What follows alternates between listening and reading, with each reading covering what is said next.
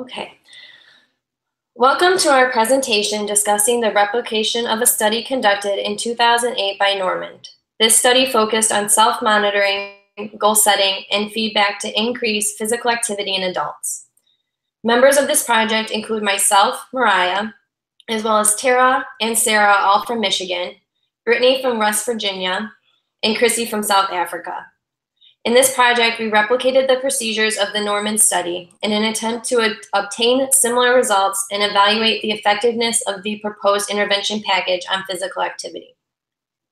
We will start with a discussion of supporting literature, review the original study procedures and results, and then detail our replication procedures, intervention results, conclusions, and limitations. Excess weight in adults has become a social problem with drastic health effects. According to the National Health and Nutrition Examination Survey from 2013 to 2014, 70.2% of adults are considered to be overweight or have obesity. Of this statistic, 37.7% of these adults are considered to be obese. The health effects associated with excess weight include but are not limited to hypertension, stroke, gallbladder disease, and type 2 diabetes. The NHANES stated that the causes of excess weight may be due to hereditary conditions, eating habits, and/or physical activity. Therefore, these habits may be learned throughout life from childhood eating and living conditions. Interventions on this societal issue is important for the individuals who experience complications from excess weight. Although intervention is important, there are several maintaining factors for weight. As discussed previously, weight can be maintained through genetics and/or health habits. Since weight has many maintaining factors, it is difficult to intervene on weight directly. Therefore, many interventions focus on significant weight-determining factors, such as physical activity or diet, rather than intervening on weight directly. Intervening at a young age may promote lasting health changes throughout life. A study conducted by Eck, Miltenberger, and Valbuena in 2016 focused on using feedback, goal setting, and rewards delivered by parents to encourage physical activity in young children. The study was evaluated with 5 typically developing children, aged 8 to 11, who were recruited through flyers in the community and signed up for the study by their parents. The research design used in this study was a non-concurrent multiple baseline design across participants to assess the intervention for increasing steps. For 2 of the participants, a changing criterion design was used to increase steps gradually. During baseline, the children wore mass pedometers to reliably obtain measurement. For the intervention, the parents and children met with a researcher to discuss a goal that they felt was reasonable to achieve. The children then chose a reinforcer for achieving that goal, and a behavioral contract was put in place. Parents provided feedback to children depending on whether the goal was achieved or missed, and provided reinforcement the following day for goal attainment. The researchers contacted parents daily to gather data on whether the goal was met or not, if a reward was given, and gave feedback on any other procedural issues that may have occurred. For 3 of the 5 participants, goal-setting rewards increased daily steps. This shows that goal setting and rewards was effective for increasing step count. Encouraging healthy habits early in life may promote long-term health effects. This would have an influence on excess weight in adulthood. A study performed in 1992 by DeLuca and Holborn assessed reinforcement schedules and changing criteria on exercise in obese and non-obese boys. The purpose of the study was to determine whether a variable ratio reinforcement schedule would be more effective in increasing exercise than a fixed ratio or fixed interval reinforcement schedule. The participants in the study were 6 boys who were all 11 years old. 3 of these boys were considered obese, and 3 of them were considered to be a healthy weight. A variable schedule was programmed into a stationary bicycle and indicated when the criteria had been met. A changing criterion research design was used to evaluate the effects of the variable ratio reinforcement intervention on exercising. During baseline, the participants were allowed to bicycle for as long as they would like. During the phases of the variable ratio responding schedule, The clients earned points every time they met the variable ratio schedule for cycling on the stationary bike. The points accumulated to buy a preferred reinforcer. The study results indicated that exercise was increased as a result of the variable ratio reinforcement schedules for all the boys. Therefore, reinforcement seems to be a strong determining factor in changing health habits.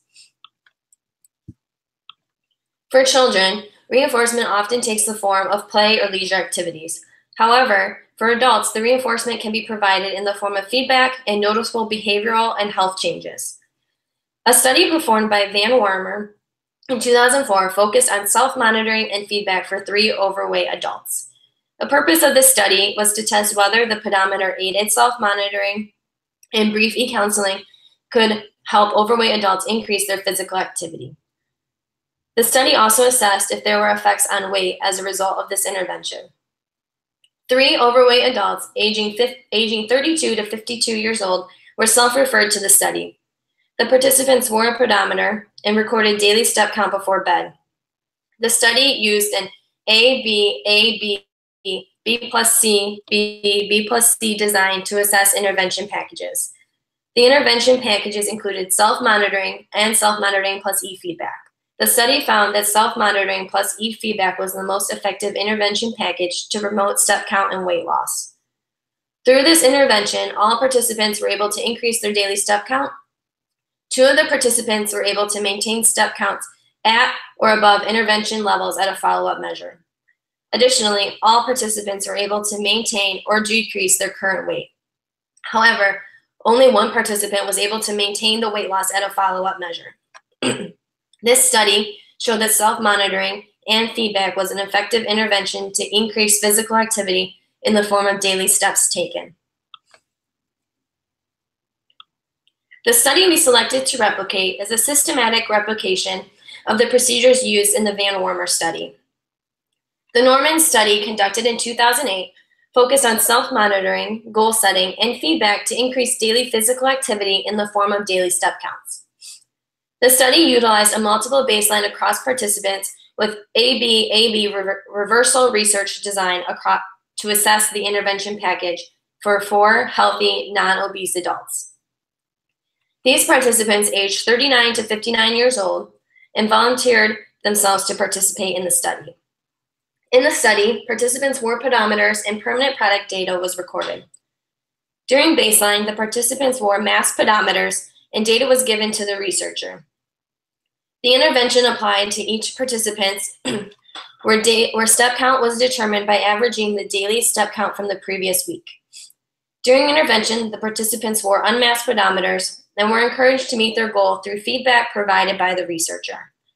If they met their goal 4 days of the week, the participants received a new average step goal to achieve. The intervention package on self-monitoring, goal setting, and feedback increased the number of steps recorded each day for 3 of the 4 participants. However, no participants in this study reported any significant changes in weight as a result of the intervention package. Therefore, persons have the capability to increase daily steps and encourage positive behavior change in themselves through the use of self-monitoring, goal setting, and feedback. The purpose of the Norman study was to evaluate whether a package intervention could increase the number of daily steps taken to prevent weight gain. The purpose of our project was to evaluate the effects of an intervention package presented by Norman. These procedures from the intervention package that were used to assess daily step count included self-monitoring, goal setting, and feedback on increasing physical activity. The activity level in the form of step count was evaluated by utilizing the procedures outlined in the Norman intervention package. The goal of this project was to accurately replicate the procedures outlined in a study to determine if the intervention package was effective in achieving the purpose of increasing step count to prevent weight gain. The participants in this replication study included 5 female adults between the ages of 23 to 39 years old. Chrissy, a 35-year-old female, participates in walking as exercise once or twice a week for an hour each time. Sarah, a 39-year-old female, walks daily for approximately a quarter mile. She participates in a yoga class once weekly. Physical activity fluctuates with work schedule. Mariah, a 23-year-old female, participates in physical activity at least 3 to 4 times a week. The physical activity takes the form of running a minimum of 3 miles, either on a treadmill or outside. Tara, a 25-year-old female, engages in daily work that is physically demanding, but does not engage in regular exercise beyond work requirements. Brittany, a 31-year-old female, engages in daily physical activities which depend on the workday. In our replication study, a step was operationally defined as any activity that results in a count being recorded and displayed on the pedometer. The materials used in our replication study included pedometers, such as an Apple Watch, a Samsung Gear S2, Fitbits, or a generic brand, a device that can be used to access Google Drive and a Gmail account, a smartphone with messaging system and ability to connect to applications. The procedures for the replication of the study are outlined as follows. Baseline occurred 7 days prior to implementing the intervention procedures, or until stable baseline conditions were noted for the first participant to enter the intervention phase. Daily steps were recorded for the participant using the memory features of each pedometer tracking system and syncing to an application in which the baseline data is kept blind from the participants. Pedometers were masked while recording baseline. Upon the final day of baseline, results were shared with the experimenter via the application in which steps from the pedometers were synced. Each participant recorded body weight as measured in pounds on the first day of baseline. A return to baseline was conducted for the participants, but kept to 4 days to reduce the possibility of reversing health improvements. Procedure during treatment. Participants wore unmasked pedometers and reported daily steps using the application and communication messaging system before midnight each day. Step count goals were set by finding the average steps taken during the last 7 days of baseline and/or previous week, and a new goal was set above the participants' daily average. Participants progressed to a new goal if they met their goal on 4 out of 7 days. If the goal was not met, it remained the same for the next 7 days. The experimenter congratulated the participant when the goal was met, or the experimenter provided encouragement if the goal was not met. The experimenter also provided verbal and graphic feedback weekly to the participant. Reliability. During intervention phases, reliability checks were conducted via the application and communication messaging system. The participants self-reported by taking a picture of their final daily step count prior to midnight. The experimenter compared participant self-reports by logging into the participant's account where data was synced. Inter-observer agreement. Inter-observer agreement was calculated for all days in which steps were measured. The number of agreements divided by the number of disagreements plus agreements multiplied by 100 was calculated to find the percent of inter-observer agreement. The table below on the left shows the percent of inter-observer agreement for each individual participant. The table on the right shows the average and range of inter-observer agreement across all participants. IOA average was 94.6% across all participants, and the range was 83 to 100%. Before we began the investigation, We had predicted that inter-observer agreement would be 100% or close to it across participants. However, this was not the case. The participants that used MyFitnessPal to sync their data so that their experimenter could view it had inter-observer agreements below 100% because the data was syncing inaccurately. The data on MyFitnessPal measured more steps per day on some days than the participants' self-report and/or report from the device's original application. The participants that used the Fitbit application had 100% accuracy. Treatment integrity. Treatment fidelity was conducted for daily self-monitoring and daily feedback. Treatment fidelity was calculated by dividing the number of days on intervention that the participant did not self-report daily step count, so no daily feedback was given, by the total number of intervention days. Then that value was subtracted from 1.0 and multiplied by 100 to yield a percentage. The table below on the left indicates the average and range of percents for treatment fidelity across all participants. Treatment fidelity average was 77.8% and treatment fidelity range was 50 to 100%.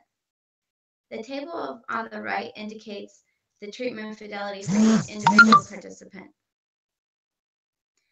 The participants that had lower percentages of treatment fidelity reported that due to life demands, work, graduate school, family responsibilities, found that reporting daily step counts before midnight was not always prioritized.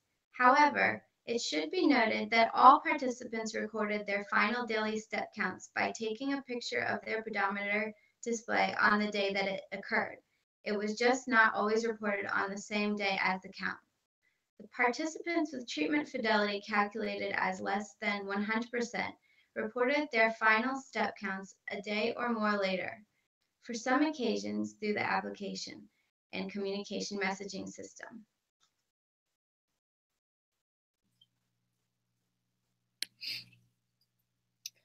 Norman noted during the original study that daily totals were variable and did not closely correspond to the daily and weekly goals. As a result, they chose to omit weekly goal lines and instead to include averages across phases. We noticed similar variability in daily step goals and chose to follow suit by omitting goal lines and including averages for each phase. Sarah was able to participate in all 4 phases, including the initial baseline phase, intervention phase, a return to baseline, and a return to intervention. During Sarah's initial baseline phase, she had an average of 3,389. During her first intervention phase, the average rose to 5,102. During her return to baseline, her average went up slightly to 5,165. During her return to intervention, her average dropped to 4,528.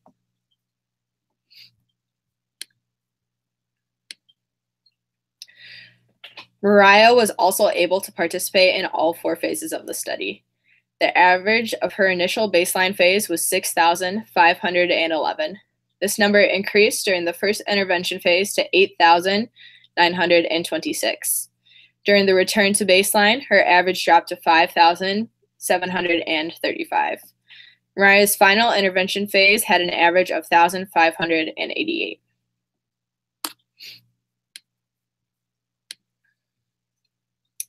For my results, the initial baseline average was 7,669.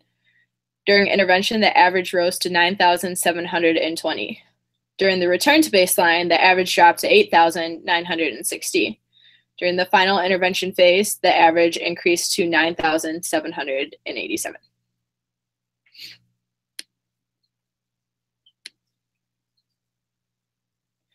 During Chrissy's initial baseline phase, she had an average of 6,098.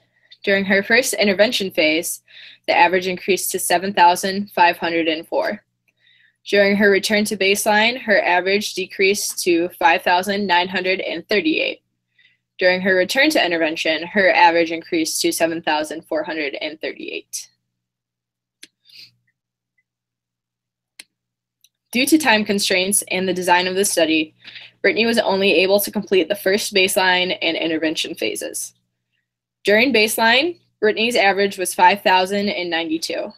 Her average increased during her intervention phase to 7,038. During the original study conducted by Norman, all participants saw an increase in average following introduction of the intervention, a decrease during the return to baseline, and another increase following the reintroduction of the intervention. During our replication, 3 out of the 4 participants who completed all 4 phases showed decreases in their average after the intervention was removed. Sarah was the only participant who did not show this decrease and was also the only participant who saw a decrease in average between her return to baseline and the reintroduction of the intervention.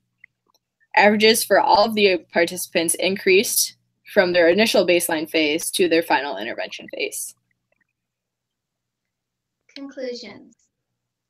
The daily step averages varied for each participant after the introduction of the self-monitoring and feedback intervention. Tara increased her average by 590 steps. Mariah increased her average by 2,415 steps. My average, Sarah's, and Brittany's average increased between 1,406 steps and 1,946 steps. A functional relation was demonstrated for multiple baseline design across all participants. The dependent variable, daily step count, demonstrated change when the independent variable, unmasked pedometers, goal setting, and feedback, was introduced and replication was evident across participants. A functional relation was demonstrated for AB-AB reversal design for 3 out of 5 participants. For the 3 out of 5 participants, Tara, Mariah, and myself, our data demonstrated replication effect after the reintroduction of the independent variable.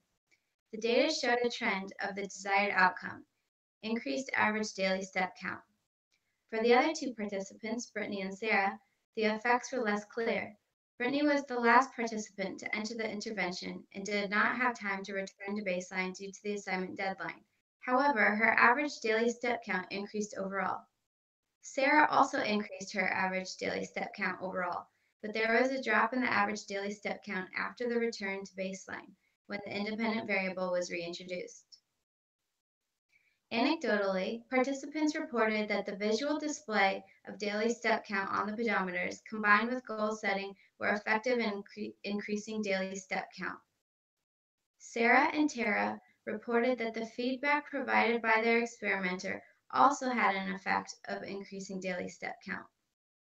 Myself, Mariah, and Brittany reported that our increase of daily step count was more influenced by viewing the daily step count and not necessarily the feedback that was provided. 2 of the 5 participants reported weight loss, which was possibly influenced by other variables. 3 of the 5 reported no changes in weight. Overall, during the replication of this experiment, the results suggest that self-monitoring, goal setting, and feedback combined increased physical activity for the participants in this study. In agreement with the report from the original study by Norman, our results confirm a low-cost intervention that increases physical activity for healthy adults. We predict a continued increase of daily step counts across participants, but also predict the possibility of a plateau of step counts after consistent progress due to time constraints of life's demands for this particular group of participants. Limitations, time zones. While we were supposed to pick our groups according to our time zone, we had one group member from South Africa. South Africa is 6 hours ahead of us. The 6-hour time difference impacted our treatment fidelity. Chrissy would be sleeping when we were awake, which may have resulted in delayed feedback. When Chrissy would send the picture of her pedometer, it would be when the researcher would be working, which resulted in delayed feedback response to her. This also resulted in a delay in sending the goal. By the time the goal was sent to Chrissy, her day was almost completed. This may have had effects on Chrissy's ability to meet the goal on the first day of the intervention. Since we replicated this study for an assignment, we only had a specific amount of time to recreate the study. Due to this time restraint, all participants were not able to complete the full procedure. This may have affected the overall results obtained since we cannot ensure that the intervention established control for a functional relation for all participants. Limitations pedometer. When the project started, all group members already had some type of pedometer. The problem was we did not all have the same. 2 group members had a Fitbit, another had a Samsung Gear 2, someone else had a Garmin, and another group member had a pedometer that was an Apple Watch. Since we all had different pedometers, we had to find a program we all could access and use with our type of pedometer. This may have altered the accuracy in which data was self-reported and recorded by the researcher via the application that the data was synced. It was noted that the application sometimes recorded daily step count at a higher frequency than which the participant self-reported. Limitations procedures. The study had a blind intervention. However, it was almost impossible for us to have a true blind intervention in this study since all participants were aware of the outcome of the original study. Having this knowledge may have impacted how participants perceive the intervention. Knowing that the intervention in the original study increased the daily steps for most of the participants, we anticipated to have similar results. This may have added an additional variable to the intervention. Limitations controls. The average was able to decrease for a week after meeting the average step count requirement. This may have been due to participants meeting the average step count for the minimum requirement of 4 days, and then missing the average step goal for the other 3 days by a significant amount. We were unaware if this happened in the original study since the average step goals for each week were not published. However, in our study, some participants had a decrease in the average step count requirement even after reaching the 4 out of 7 day contingency based on the previous week's daily step counts. After graphing our data, we all noticed in our graphs that we could tell which days were days that we worked and which days we were off. Days where we did not work were days that usually had a lower number of daily steps. The days where we were at work usually had a high number of daily steps. This may have influenced the study because weekends or days off could have altered how we achieved our daily step count and added an additional variable to the experiment.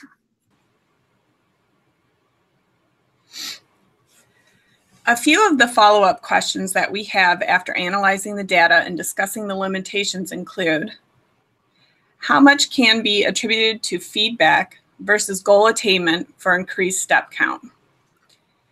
How much can the increase be attributed solely to wearing a pedometer? Is being aware of the steps taken throughout the day enough to change a person's behavior? In future research projects, one could attempt to control for the daily activities. Some groups include students versus non-students, parents versus non-parents, professionals versus non-professionals, or some combination of the above. Perhaps the amount of hours spent working versus hours taken in a graduate program could be controlled. Upon reviewing our replication of the study, we would like to recommend the following for procedural improvement. It is recommended that the participants use the same brand of pedometer. Additionally, the accuracy of the devices should be taken into consideration when selecting a device. Choosing the same brand of pedometer will help ensure that participants and researchers are using the same apps for seeking data, thus improving treatment reliability. With that, we would like to thank you for listening to our presentation and look forward to any questions you may have.